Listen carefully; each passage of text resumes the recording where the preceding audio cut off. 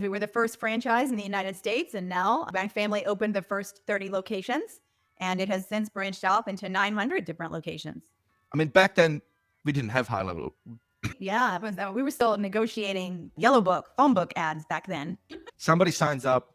How do you do it so they don't have that same experience that you had? When we onboard them, we will sell them on the Go HighLevel platform and build their website on Go HighLevel in order to streamline their online presence and improve it. It's always more expensive to go get a new client than it is to just add $100 a month to an existing client. I'm 100% with you on that because there's so much more money left on the table. They're actually able to see the number of abandoned phone calls. Hang on, so you scrape the keywords, but how do you get the leads? I missed something. So we scrape the keywords for people who have searched those keywords in certain geographic areas within the last 7 days. Hello, everybody. Welcome to another episode on the HighLevel Experience Podcast. Our guest today is a fellow high-leveler and agency owner from Dallas, Texas, with over 2 decades of experience leading high-growth strategies across home services, SaaS, and franchise businesses. She's a third-generation entrepreneur who's taken her roots in blue-collar hustle and transformed them into cutting-edge marketing systems that blend human connections with automation and AI. She's also an international best-selling author, a fractional CMO, and a founder of Far Beyond Marketing, where she's helping business owners dominate their markets with strategic clarity, bold messaging, and real-time data insights. What's wild is her agency isn't just creative, it's intelligent. She's literally using proprietary AI to track marketing trends as they happen, and then turning that data into immediate action for her clients. This isn't just marketing, it's future-proofed growth on autopilot. Please welcome to the show, Amber Gaige from Far Beyond Marketing.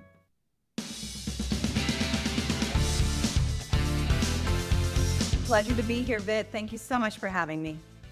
It's great to have you here, Amber. Tell me, you've had quite an experience all the way back working, I believe, for your dad at a plumbing business, all the way to now where you're helping businesses with AI intelligence and predictive marketing trends.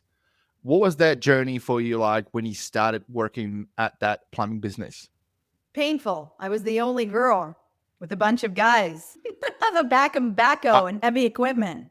I mean, I looked at the LinkedIn profile of that company. It's actually not a small company. It's a big franchise.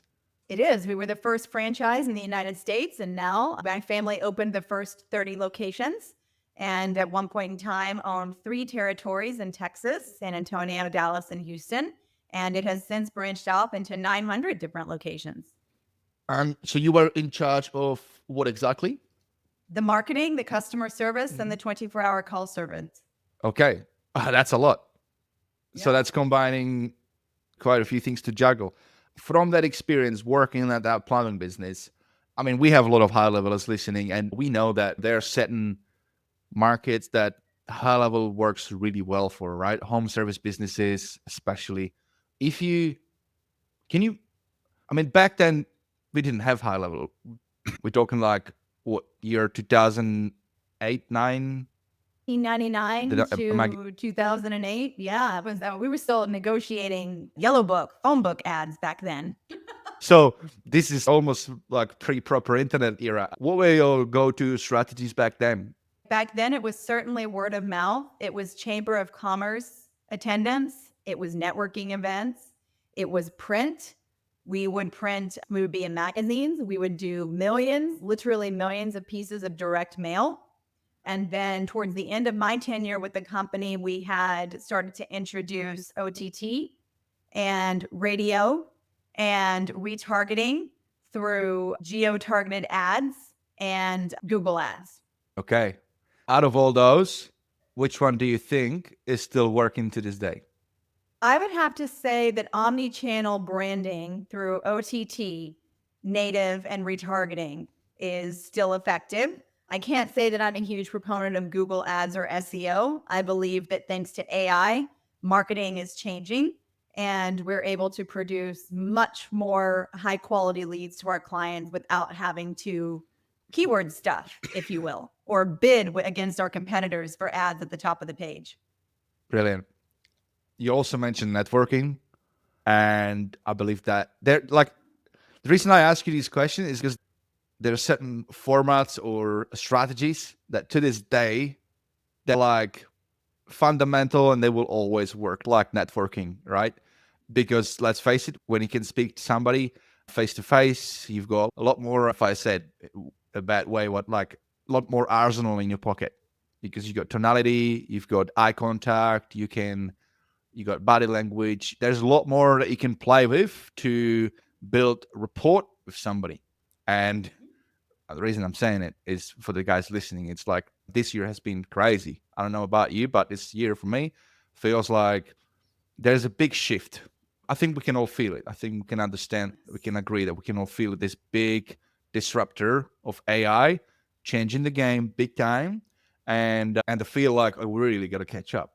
Otherwise, we're gonna be behind, right? But there are these old school ways that to this day will still work, like network marketing. So, do you do that? Do you go to events? Do you, I don't know, BNI and things like that, Amber? I do. We do a lot of networking events. I serve on the Chamber of Commerce in our local city. We are members of multiple chambers. I do a lot of lunch and learn lectures for fellow business owners, a lot of keynote speaking. So, yes, I think being involved in your local community, your local business community, understanding who you can help and who shares your common audience is a huge part of business success. And I do believe that people are paying a premium for one-on-one and human interaction in a world that is moving more and more towards automation. People want to maintain the connection with our fellow humans. Yeah, and it's only going to be exacerbated. Is that the right word? As we go more into it. So make sure you guys don't forget about those strategies because they're very useful. I have to say, in my local area, I do go to my BNI sessions. I go to Innovation Center. They do these monthly First Wednesday Connects. There's people coming from university, students, entrepreneurs. I'm a member of local chamber as well, so they always put on events or like cocktail parties once a month. And you go to these places, and it's a bit of a mix. There's some like enterprise business owners, there's government, there's students, there's university reps. But yeah, you just talk to, and you never know who you're gonna meet. The other day, it was actually been a few months back, but I went to one of those networking events, and it was just wrapping up, and I just went to the bar just to put an empty bottle of beer back on the bar, and I was gonna leave, and then a guy walks up to me and they start asking me, "Hey, what do you do?" The whole like, what you do, right? So I just really quickly just say we do was AI for businesses, and then he goes, "Yeah, well, I run this a big solar company. We focus predominantly on commercial, but we're moving into residential sales." And so oh, okay. So then that was my foot in the door. I was like, "Hey, so what's your plan? How are you going to be selling it? How many phone calls do you get, and how do you handle that right now?" It's like, "Yeah, we got a call service back in, I think it was Philippines or somewhere, that they outsource it. But for Australian market, wouldn't it be better if it was picked up by like an Aussie accent, Aussie voice, right?" So there you go. So then that was my friend, or he got interested, and then he wanted me to show a demo. So you never know, and that's a big opportunity, right? So you never know who you're gonna meet. So, but yeah, Yes. let's have a couple of questions for you. So you spent over a decade working at the Benjamin Franklin plumbing franchise system. Really cool branding, by the way. It's quite clever. What did you learn about systemizing growth for service-based businesses, and how does that tie into how you use HighLevel today? It's hugely important. I believe that a company cannot scale without systems. Systems should run a business. People come and go. So Go High Level and other systems that allow agency owners to automate and duplicate their efforts and become more efficient are the key, in my opinion, to growing your agency. So, coming from a small family business where we all wore multiple responsibilities on a daily basis, it's just a recipe for burnout. And especially when you have family dynamics in the middle of it, makes it especially emotional and challenging. So, in my opinion, when I was starting my agency, one of the first things I did was systemize and understand what I could automate versus what needed to be handled white glove. So systems are hugely important, I believe, in automations, in communication, in reaching back out to clients. And of course, Go High Level is the zenith product on the market for our industry at this time. Yeah. So here's an interesting thing. We know system is really important because that gives you the baseline that you can depend on. Everything is funneled in one place, and then these things trigger off and do actions. But they also take time to build. And there's this like a pull, two-directional pull where you have to be prospecting and start getting clients, but also you need systems. But systems take time and take your time away from doing the prospecting. So what's your approach? How do you approach that? Like when you were setting this up for your agency, where you first, I'm going to build my systems, then I'm going to prospect, or did you build the system just a little bit, then get clients and build as you go? What was your process? Because I'm always curious. There's people like me who are super perfectionists. I like to have the ducks in a row first, then go out so that, and it's just my logical brain is if I get a client, I want them to have an amazing experience, and I don't want to be suddenly trying to create something as I go. So curious, what's your approach? You're probably going to hate my approach then because it is the opposite of yours. I did client prospecting and systemization simultaneously. And the growth of my company and the volume of my clients is what dictated what systems I built next and how I prioritized it. So I was starving for clients when I started my agency. I lost my corporate job as a CMO 2 weeks before Christmas and basically was given 7 weeks of runway after 3.5 years of service. And I thought, as a single mom, I have got to figure out a way to make money fast. So I followed the process of 30 coffees in 30 days. I worked my LinkedIn connections. I networked my little butt off. And then I built systems to help me handle the volume for the most popular products and services that I was selling. Okay. You know what? I think your method was better. I have to say, no, I mean, it's ugly, right? It's like the whole like embrace chaos type of thing. And that's why I don't like it. But that doesn't take away from the fact that that really is like how you grow. I've interviewed a lot of people and there is this common denominator. It's like perfection kills progress. Done is better than perfect. That's something I keep telling myself all the time. And I'm getting better at it. I'm really realizing I'm going to shift my game. It's just in your head. It's just there's some ingrained things that we have this urge or this need to have it this way. For some of us, they're like that. But ultimately, it doesn't help the business because you take too long, you stall too long. And then before you get out there, your competitors who are doing it the way you did it, they're already getting more signups. So I just wanted to ask you, that's how we have a little bit of a comparison for the guys listening so they don't do the same mistake. And it's just going against what you're comfortable doing, I guess. So it's never-ending journey, this entrepreneurial ride. We're always learning. We're always learning. We have to stay humble. We have to make sure that we understand our own weaknesses and propensities and outsource to people who are smarter and better than us. And I will tell you, one of my greatest regrets in my agency is not adopting Go High Level sooner. I had the opportunity to do it probably 2 or 3 years ago, and I didn't. I was very intimidated by the onboarding process. In fact, I remember being in tears with a Go High Level onboarding specialist. I cried on the phone. And I thought, I can't do this. This is overwhelming. I can't do this. And so now, as the Go High Level user, I think if I had just been a little more tenacious, my company will probably be twice the size that it is now. Mm-hmm. So you're talking about your own experience of getting onboarded onto High Level? Mm-hmm. Mm-hmm. And that was 3 years ago. Mm-hmm. That was before High Level had all these other hundreds of other new features. Correct. Well, let's stay on this topic for a second then. This is a good topic, I reckon. Adoption is the name of the game when it comes to SaaS, especially if you're selling it as a SaaS, where you want your clients to log in and do stuff with it. How do you, with your clients, do you sell SaaS or do you just do agency services? Yes, we sell SaaS. You do? Mm-hmm. Okay. So somebody signs up, and I should probably ask first, I mean, how much do you want to share? But somebody signs up, you might have some secret sauce that you don't want to share, so that's totally fine. Somebody signs up, how do you do it so they don't have that same experience that you had way back 3 years ago with that overwhelm, with looking at all these features and eyes glaze over, they get overwhelmed, and it's not the best experience to start off with for anyone. Right.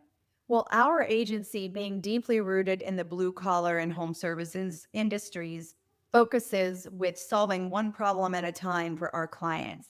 So we typically onboard them with the goal of pairing their marketing strategy alongside their operational goals.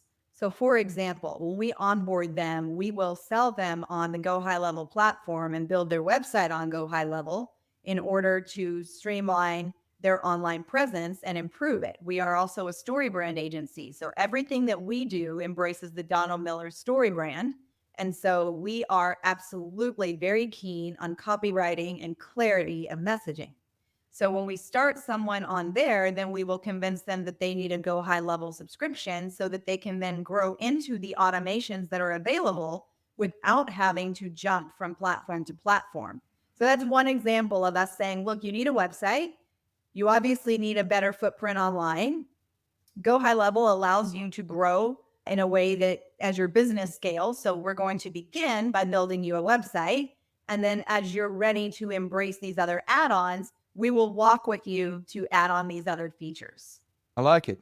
Now, would this be like us sending offers where you keep upselling them to the next thing, to the next thing? Or is it more about they pay for the same thing from the get-go, but it's just unlocking other things as they go? As the first? It's a little bit of both, but mainly the first. So we're going to get them to pay primarily for the first offer. But then as they are able to, like say they're ready to handle outbound emails. So they need the email marketing. All right, then we're going to upsell them on that. But they will begin with a membership to Go High Level subscription from the very beginning. So they're going to get the subscription, plus they're going to pay for the website build, and then they can do the a la carte options as they grow. Does that make sense? Yeah. So you get them, the first offer is they don't have a presence, so they need a website. You sell them on that. That's not difficult to do. You say, hey, look, all the other plumbers in the area, they do have a website. If you don't have a website, it's hurting you. No brainer.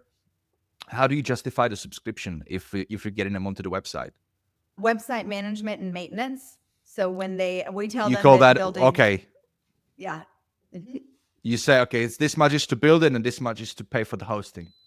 You call it hosting. You don't call that a CRM subscription. Okay. Correct. And so you do a smaller, so let's say if you set it up like in your SaaS, configure it, it'll be like your base would be that, the hosting, called hosting.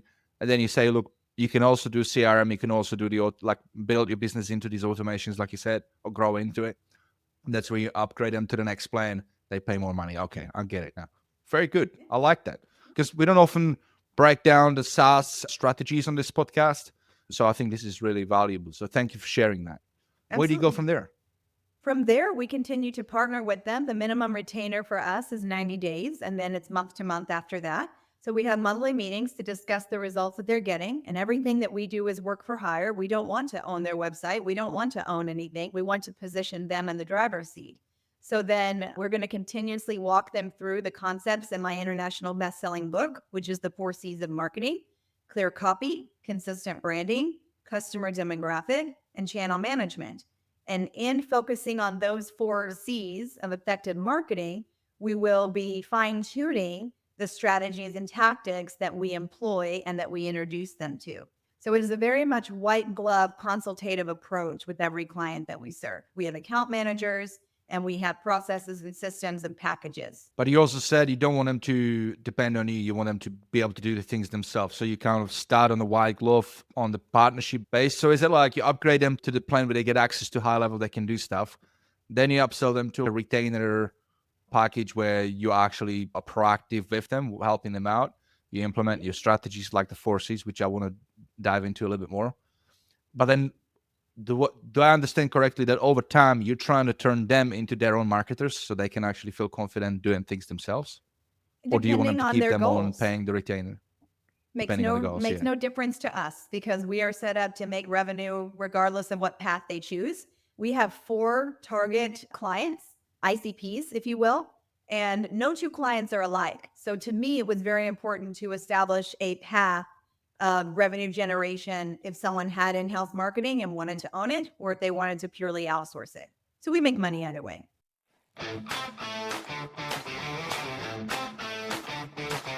You may not realize this, but for the last 2 years, I've had a secret weapon that has made running my business inside of HighLevel so much easier. You see, there is so much that HighLevel can do, which is amazing, but it's a lot of work to stay up to date with it. And even more so if my customers are asking me questions about it. And this is why I'm excited to announce that our show is officially part of the HLPT Creator Network. This is HighLevel Pro Tools, an organization that I've been using to run support for my customers, as well as give me a ton of awesome epic add-ons that make running, launching, and differentiating my SaaS inside of HighLevel so much easier. And now that they're an official sponsor of the show, they've done something pretty bloody awesome. If you go to hlpt.com/experience, you can get one of their incredible tools absolutely for free. No purchase necessary, just for being a listener on the show. So head over to hlpt.com/experience, grab that free tool, and I promise you this is going to improve the conversion rates on your page. Check out all the other stuff that they offer and tell them that Vit sent you. You know what's wild? There's a smarter way to grow your agency and help more local businesses without adding more stress. That's what HighLevel does. It's your all-in-one sales, marketing, automation, and AI system. No more duct taping tools together or paying for 20 different subscriptions that barely talk to each other. I've been using it for 5 years with my own white-level version, stand out from the pack, helping Aussie businesses like Dimitri, a Canberra electrician, who now runs his jobs, quotes, calls, and follow-ups with our built-in AI employee. If you're an agency, HighLevel lets you do exactly that. Support your clients in new ways while building stable, recurring revenue every month. And if you're a local business, partner up with somebody who knows your market and your industry. If you're in Tasmania, my mate Jared from Boulder Digital, for example, has you covered. If you're in Canberra, that's my turf. Check out standoutfromthepack.com.au and we'll get you sorted. The point is, there's probably a high-level agency or SaaSpreneur near you. We're seasoned marketers, tech-savvy super nerds who love helping local businesses grow. We're global, we're connected, we're high-levelers. Now, I've got something really special for you guys. I've negotiated an exclusive 30-day HighLevel trial that's double the usual just for you. Sign up your agency through gohighlevel.com/Vit or upgrade your existing plan, and I'll hook you up with over $3,200 worth of bonuses, resources, templates, and snapshots I normally give to my private clients only. So whether you're scaling an agency or leveling up your business, start with the right system. gohighlevel.com/Vit or team up with your local SaaSpreneur and let's make business simple again. One platform, one login, no duct tape, just results. Yeah, I like that approach a lot. That's just very similar to what I apply at my white level SaaS here in Australia. I've got a DIY/done with you, which is the, coming along to weekly workshops to learn the next thing on how to implement it. But vice versa, if they wanted to get something done, we can do fully custom build, or we have this thing called the profit roadmap, which is modular snapshots. We just build like 10 different snapshots for each different subset of what every business needs. And then they just pay per module, and we just drop it into their account and then custom set it up, and then Bob's your uncle, and just keep going on. So I think that approach is really good because at the end of the day, like I said, there is a range of people with their needs, and some just want to do their thing. They just want to do the plumbing, or they just want to do the roofs, build the roof. So be the electrician and do that, and not have to worry about that stress. So for those, you just get them on retainer and happy days, and then the otherwise they help themselves. So I think that's good. The only thing with that obviously is scale. So the second option is more scalable. If you can get them to learn and help themselves, then you don't have to have so much staff, because otherwise you have to hire people. Right. But then that's where your contracts comes in. So you've got some security or like predictability. All right, so the 4 C's, you mentioned that. I was looking at your YouTube videos last night just in prep for this interview. I'm curious, but you also mentioned Donna Miller. There's not many people that are certified in the world. Is that right? That's correct. There's only a couple for the guys hundred of us listening globally. So brand-based storytelling, am I saying it right? Can you explain that a little bit more, please? Sure, I'll be happy to. So Donald Miller is an American author, writer, and businessman. And after writing successful screenplays, he discovered that every multi-million-dollar movie follows a system. And when those movies deviate away from this storytelling system, they don't become blockbuster hits. So he basically created a 7-part framework that business owners can apply to story brand their messaging. And brands like Dove, Gillette, certain political well-known people in the United States and others have adopted this methodology to basically position a brand as the guide and the customer as the hero. So Donald Miller trains other marketers in his system so that we can teach business owners how to talk about their business and obliterate the competition. I like that a lot. Do you want to unpack that a little bit for the guys listening? Or can you? Are you allowed to? Is that like a secret sauce? Is that... I'm just curious. I was looking at your YouTube and then you mentioned it there on one of your shorts, Donald Miller, mentioning there's only like 100 or so, a few hundred people that are certified. I'm like, is this like... Because I've never heard of that person. I've never heard of this program. But now that you said it, no, I'm even more interested. It sounds really cool. Like the example of how movies use it to be a blockbuster. It's intriguing. So I'm sure it's probably intriguing for the guys listening. So if we can unpack that for a bit, and then I would like to dive into those 4 C's that you've got as well. Absolutely. And I'll be happy to share an affiliate link to Donald Miller's program too for anyone that wants to check it out. You can train online or you can train in person. And it's a great program that absolutely was the genesis of my marketing agency. I initially built my entire company based on StoryBranding. So if we think about your favorite movie, let's name a couple favorite movies, Vit. What's a couple favorite movies that you have? I mean, Iron Man. Iron Man. Come on. That's Oh, big. yeah. They were about to go... You know the story of that franchise? No, tell me. Marvel? Yeah. Before they went with Iron Man, they were going bankrupt. I did not know that. Yeah, they were going bankrupt. They were having a lot of problems. This saved them. Really? Yeah. Saved them, and I mean, fascinating. saved Downey Jr., right? Before then, he was going through a rough patch too. So it's I love the movie for what it is. There's other great movies. I mean, Matrix, Fight Club, Pulp Fiction. There's so many, but let's just go with the Iron Man. Okay, Because that was let's a go with Iron blockbuster. Man. That's like a true definition of...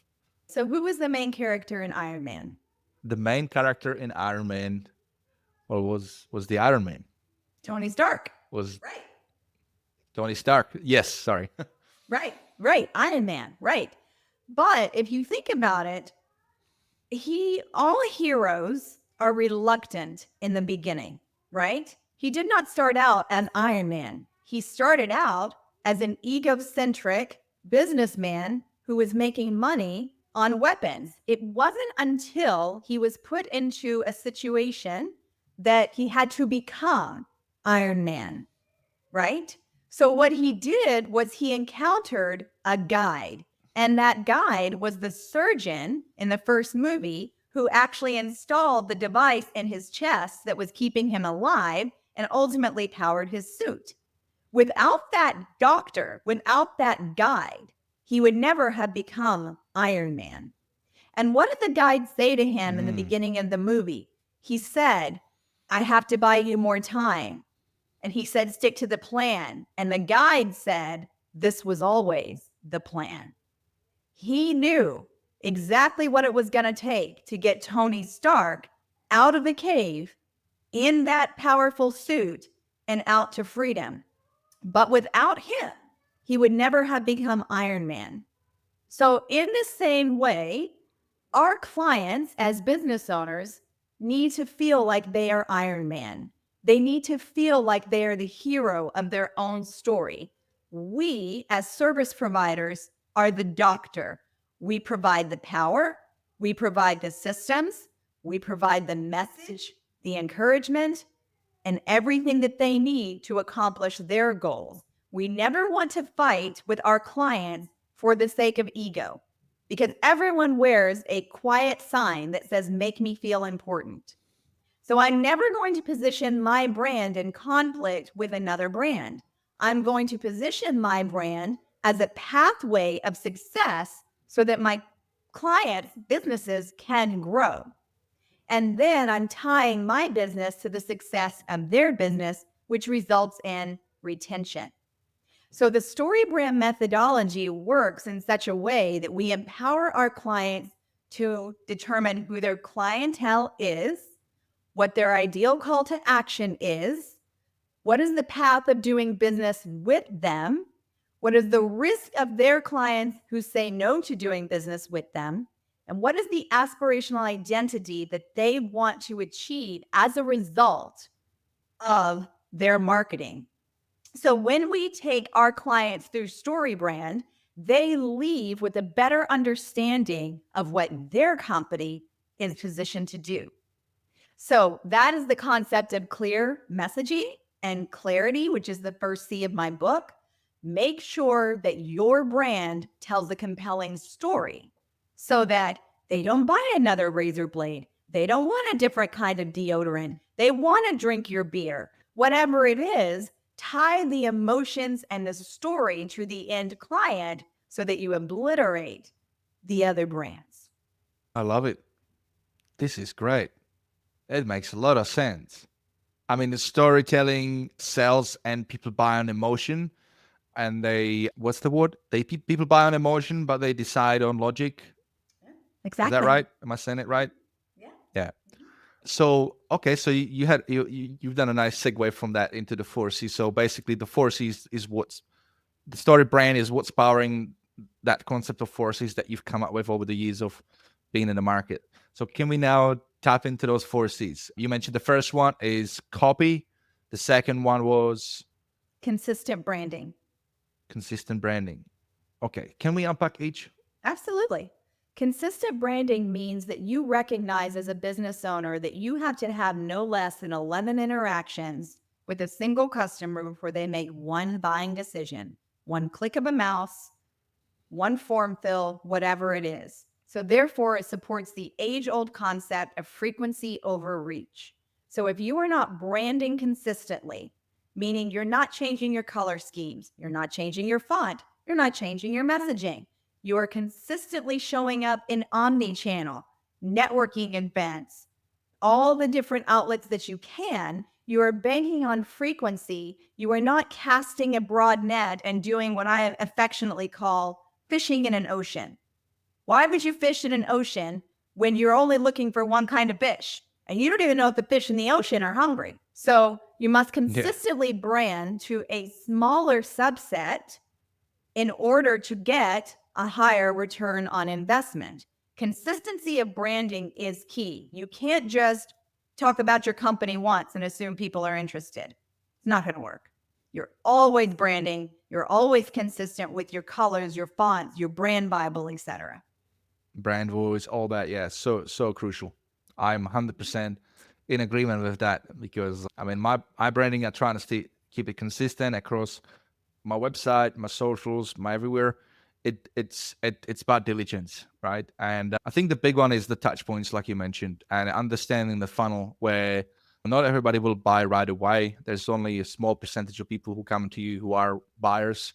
Majority are in decision stage or consideration stage, I should say, or they maybe just being aware of a problem and they're just looking for more solutions in form of helpful resources, articles, videos. So that's why you got copy as a first as well, because it's you have to have the top of the funnel built. The content is what then drives the rest of the funnel. So then the next C is Client demographic. client demographic. Okay, so understanding who you're after. That's so crucial because you can't create content that's just vanilla, that's just talking to everybody. If you are, that the net is going to be large and it's going to have big holes in it.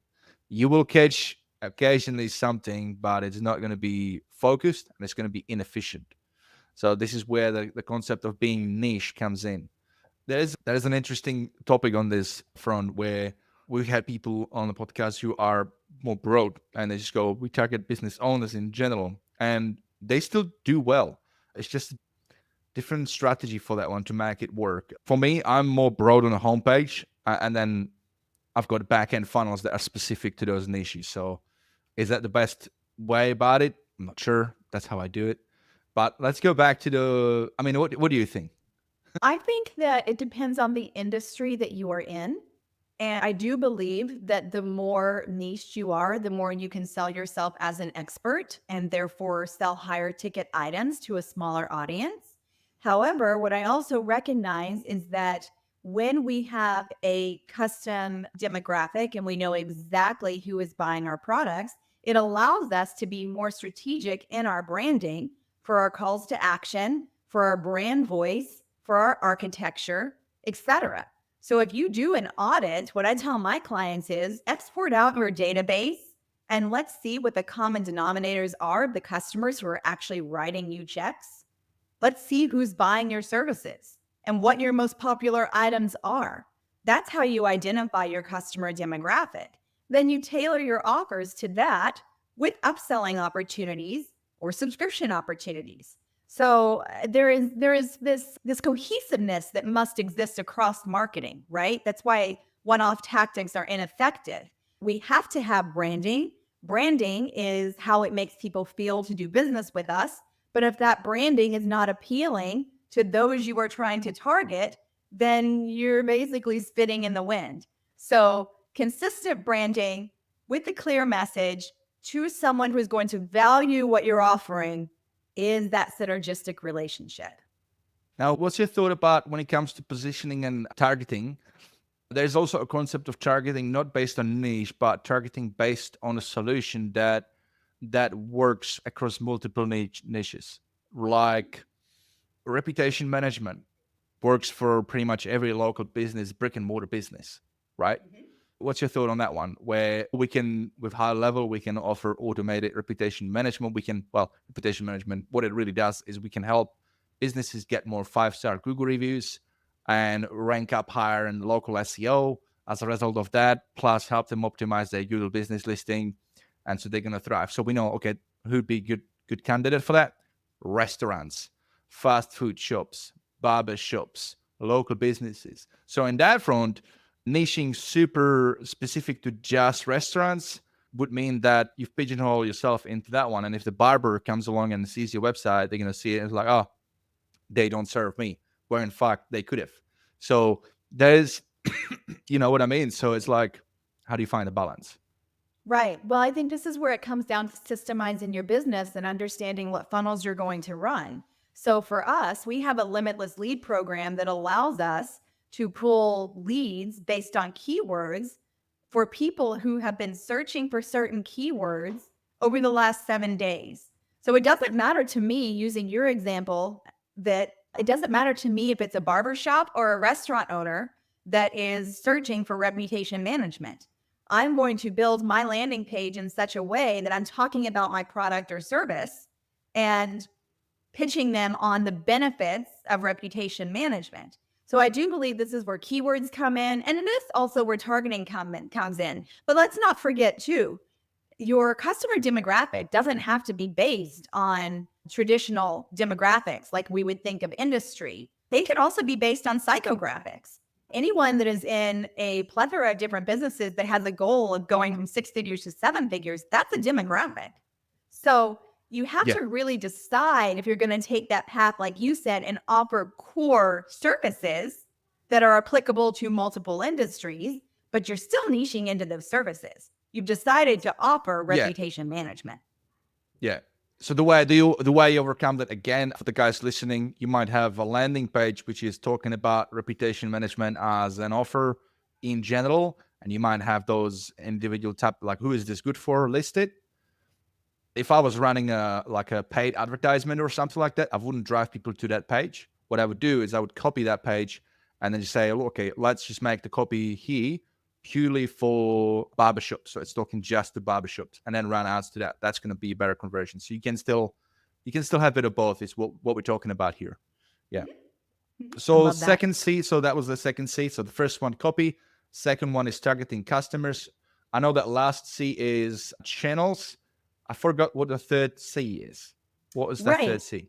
So the first C is clear messaging or clear copy. The second C is consistent branding. The third C is customer demographic.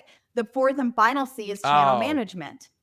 So what we want to do is once we've established our branding and our customer demographic, we don't want to have to constantly go and look for new customers.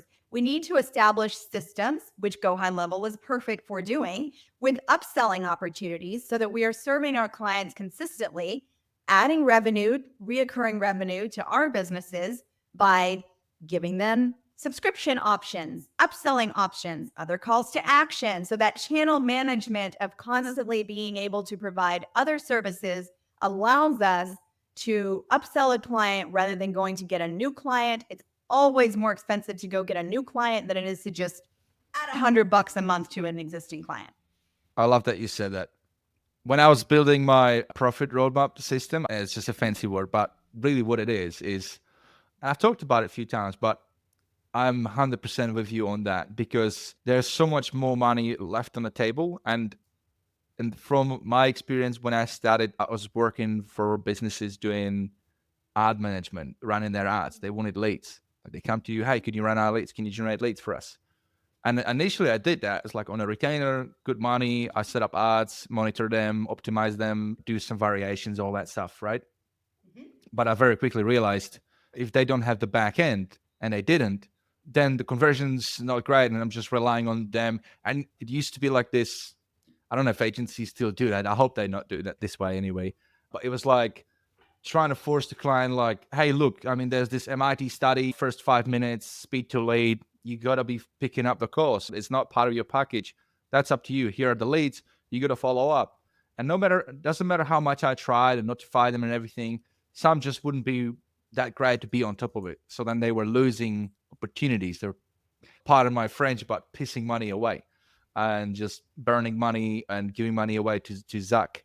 So that's when I was like, well, that's not really the way. And also I didn't enjoy the fact that the moment somebody pays you retainer like a couple of grand a month, it's almost like they feel like they are your boss, like they can like just contact you and like at any time. I just hated that.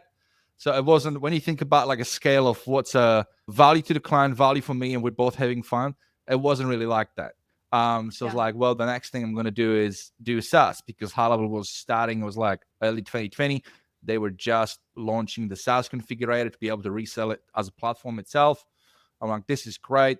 But again, this is just going to become a commodity if you just slap your logo on it and resell it for what it is. So I still knew like you'd need to have systems in place, and that's where like snapshots and everything came in.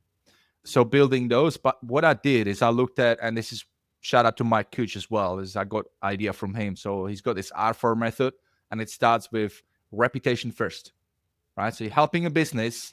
Most businesses already have some sort of customers. And what's the best way of running a business is, like you said, is keeping those customers and then seeing how else we can serve those customers so that we can make more money. And obviously, and if we do it at, again, that scale with the customers happy, then that business is winning.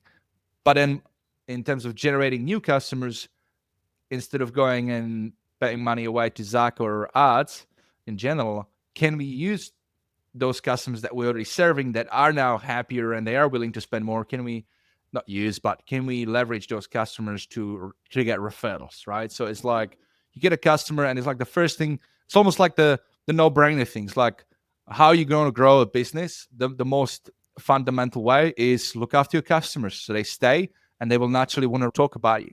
So you do that first. It's like a litmus test. If you do, you've earned your right to ask them for a 5-star Google review. If you get in those, now you've earned your right to ask them for a referral.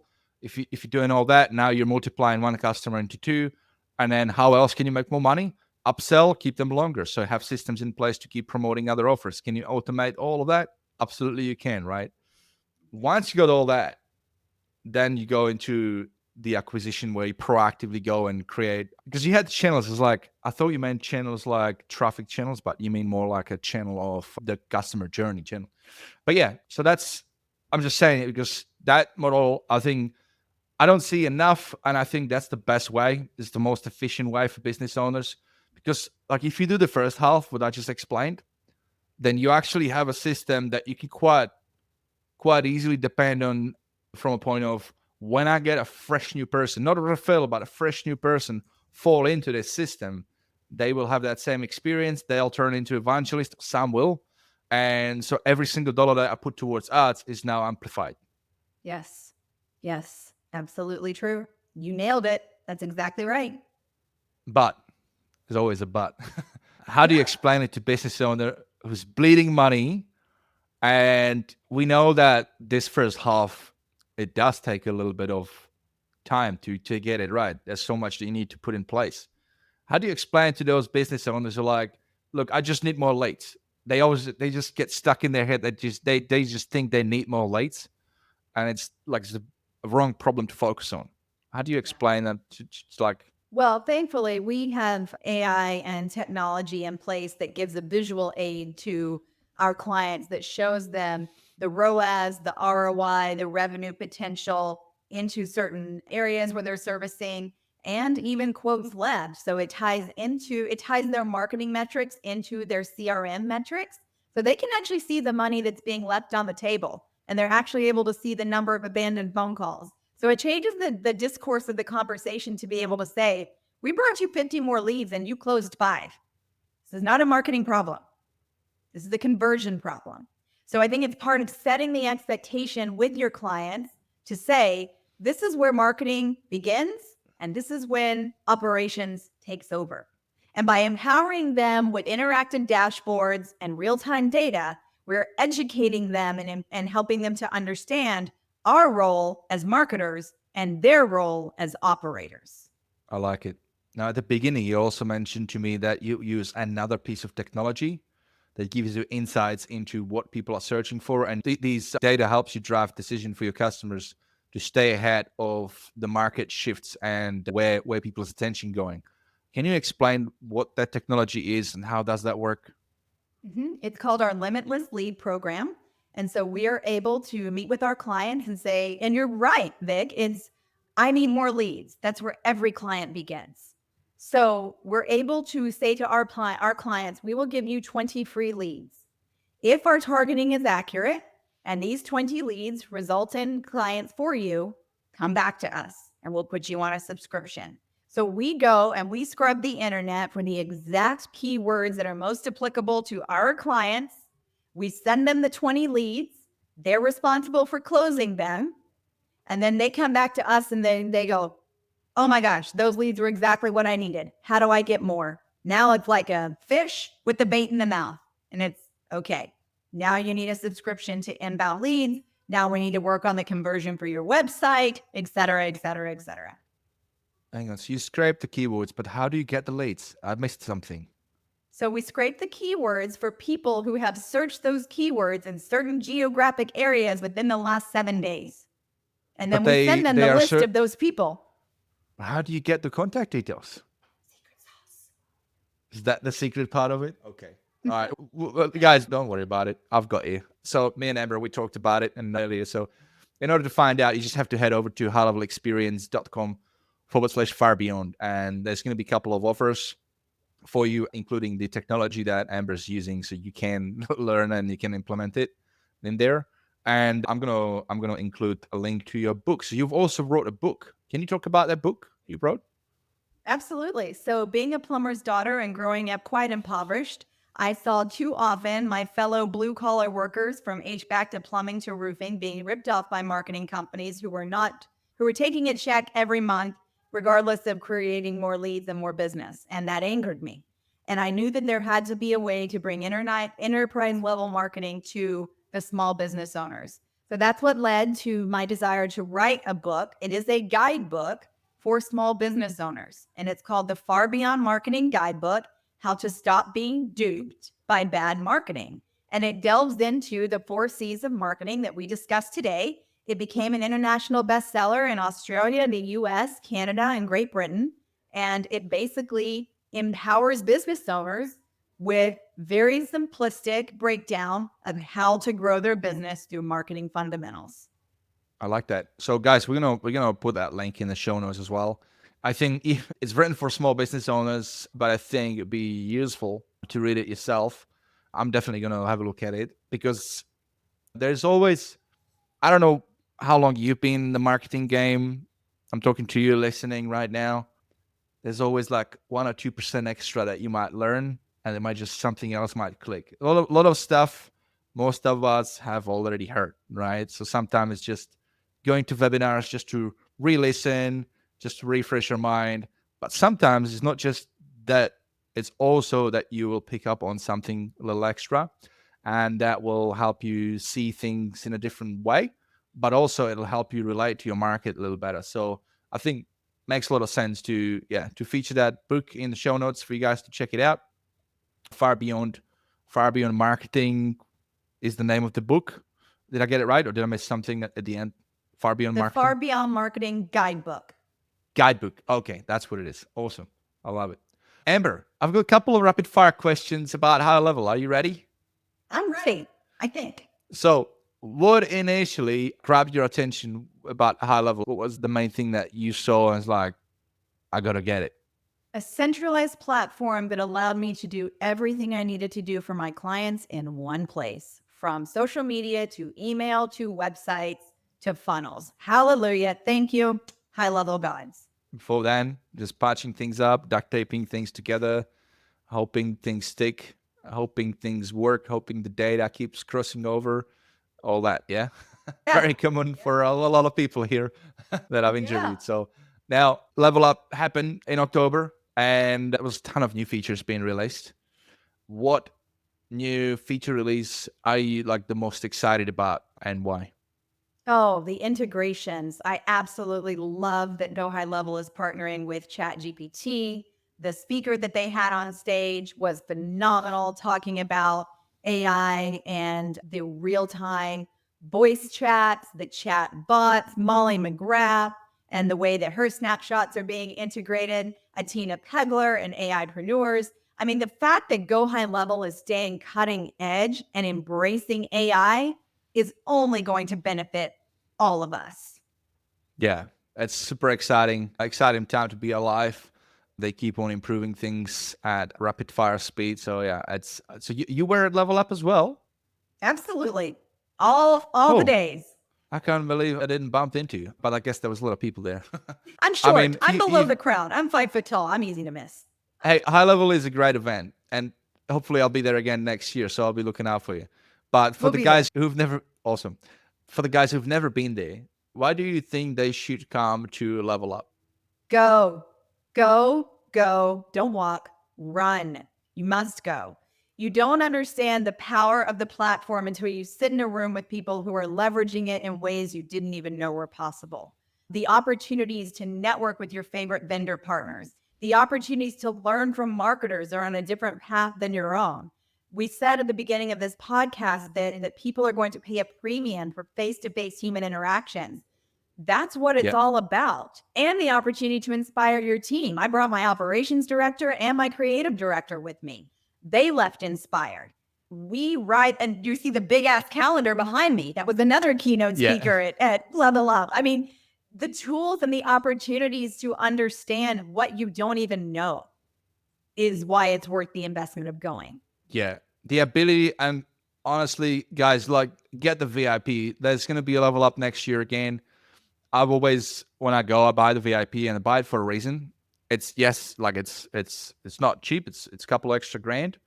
But what you get is you get to have these VIP breakfasts and lunches and dinners, and you get to sit at a table where there are people who are like platinum SaaSpreneurs who are way ahead of the game. They've done it. They've got big teams, and you get to sit down next to them, have a lunch, ask them questions, have a chat. And I have not come across a person that was like too much ego or no, don't speak to me, or no, I'm not going to share anything with you. Everybody is, it's like this magical space. I don't know why, but it's like everybody's very generous at providing advice and want to genuinely help others. So that's what you're buying, to be in the room with others who are way ahead and sharing how they do it, and so that you can see it a lot more clearly. So when you get back, you're like, no, this is this is definitely a possibility. Others have done it. I mean, I've just spoke to them, and it just kind of clicks differently. Absolutely. Now, if you could give one piece of advice to new high level users who might be listening to make their life easier when adopting and using high level, what would that be? Try not to get overwhelmed. Try to master one area of the platform a month. Understand your weaknesses. And if you have the capability to partner with someone that's an onboarding specialist, like a third-party onboarding specialist, or even hire a Go High Level expert VA, make the investment into your company to go ahead and do it so that you start off on a strong footing. I wish that I had done that. I agree. Yeah, that's great advice. Now, we have this segment on this podcast called 3 Under 3. And I know at the beginning of the show, you were talking about the purpose of like helping business owners not just grow their business, but the the impact behind the growth of their business. And this is a good segue into this segment called three under three. So we basically like to share like three impactful stories in under 3 minutes. So like a short story, and I'm talking to you guys listening as well because I'll explain the opportunity in a second how you could get featured in these episodes. But it's basically stories to highlight how you as an agency owner have made a positive impact on a client's life. Do you have a quick success story or result that you'd like to share, Amber? Yeah, absolutely. So I'm very blessed to work with some wonderful clients. And we have a client whose business almost went under this year. He is in the online course space, and he wasn't able to target accurately people who were willing to invest in building online courses. Very intelligent gentleman, but he was utilizing college students as part of a capstone project to do various marketing tactics without strategy. And he couldn't understand why he wasn't gaining traction. He did not have a brand cohesive Bible. He didn't have cohesive calls to action. His website was confusing, and no one had ever talked to him about targeted lead generation. So thankfully, we were able to come in, take the website that he already had, rebrand it using StoryBrand to make his offer clear so that people could understand it in 2.5 seconds or less before they bounced off. Put a code on the back of his website that tracked the website visitors so that he could follow up with people that were coming to the website by thanking them for coming to the website and offering them a free consultation. And then we were able to scrape for leads for him. Within 48 hours, he had 58 new leads. Wow. And as a result of that, As a the result of lifestyle of that, that, it's changed. He is reaching out. He is looking into automations. And now he knows who that target audience is. and feels confident in the future of it because it's predictable. I love it. Correct. So, guys, if you have a story like that, just head over to highlevelexperience.com/your story. That'll take you to a page, and there's a simple form. And honestly, just point and shoot. Just grab a camera, point and shoot. Hi, my agency name is. Hey, just help this client. We did this and that. This was the result. Now, as a result of that, they are now able to get a mortgage for their house that they always wanted. They are able to put their kid in the college that they couldn't afford before.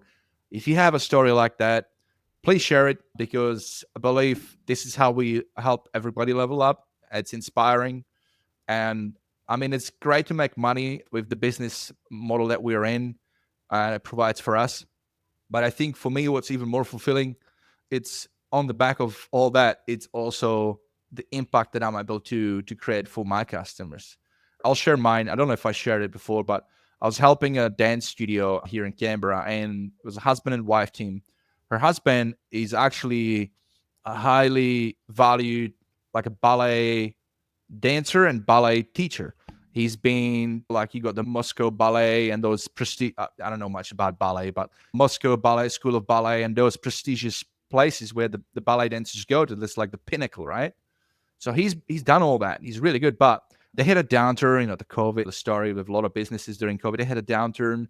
That studio, and he had to get a job. He had to do something he did not like doing. He had to go and work for a local car dealer to sell cars. And meanwhile, his wife was still running the studio. Now they come to us. We've implemented systems. We've worked with them.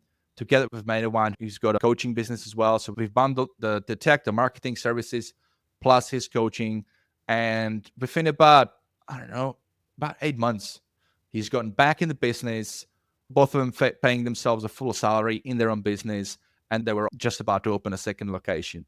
The impact of that, being able to help somebody who wants to do what they truly love doing and not having to just do something else just to make the ends meet. That's it's inspiring for me. So I just thought, share.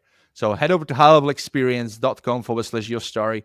If you have a cool story like that, doesn't have to be short, by the way, just like 60 seconds, punch it out and we'll feature it in the episode. And it'll mean a world to me. And I'm sure it'll mean a world to a lot of other guys listening. I've got a couple more questions for you, and then we're going to wrap it up, Amber. What do you wish you had known when you started your SaaSpreneur journey? Wish I'd known a lot of things. My grandmother always used to say that a blind squirrel finds a nut every once in a while. That's definitely how I felt like my journey has been.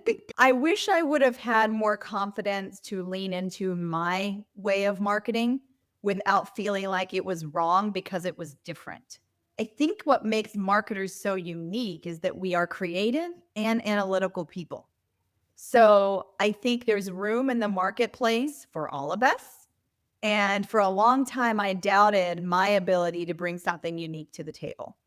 And now that my book is published and I have systems that are supporting our clients' growth, I now understand that just because my agency is different from another agency doesn't mean it's any less valuable. It means we're going to attract a different kind of client. Yeah. So we'll make sure we'll feature that book in the show notes again, guys, so that you can look into it. Amber, we're at the end. I appreciate you. We've covered, let's do a summary. We covered your 4Cs method, how the copy, the branding, the customer targeting, and the channels is important. We talked about using this little secret that we didn't really get to unpack because I guess it's a secret, but you'll find out in the show notes if you go there, highlevelexperience.com/far beyond. But yeah, it's a tool that helps you scrape the internet and basically get real data of people who have searched for a particular keyword that resonates with your client's business. I have a hinge. Is that hinge? Is that what you say? A hunch? A hunch. I think what it is this thing, but it's only available in the US, where IP providers or like search engine providers can pass on that information to you. I think that's what it is, but it might be something else, which will surprise me too. So we talked about that. We talked about your book and how that resonates to local business owners and how that resonates to agency owners to be able to better understand them. We talked about the StoryBrand by Donald Miller, how the correlation, how big blockbuster movies, what the secret sauce is to make them blockbuster movies. And if you deviate, then they won't be, and how that can be applied in marketing for business. So we talked about that one. We had that example of Iron Man movie. I mean, we talked about a lot. I just like to sum it up because there was actually a lot that we covered today. And so I appreciate you, Amber, sharing all that with us. I hope you guys been taking the notes. Now, Amber, before we wrap it up, I always like to give my guests a chance to say anything at the end, like if you want to like a last piece of advice that you'd like to pass on to the guys listening, now would be a good time. I would just say that the heart of our agency is to be servant leaders for our clients and to support the business community around us. There's a reason that our business is called Far Beyond Marketing. It's because we want to far exceed the expectations of our clients in every way. And I would just encourage the other agency owners listening to always go the extra step. Give more than you receive.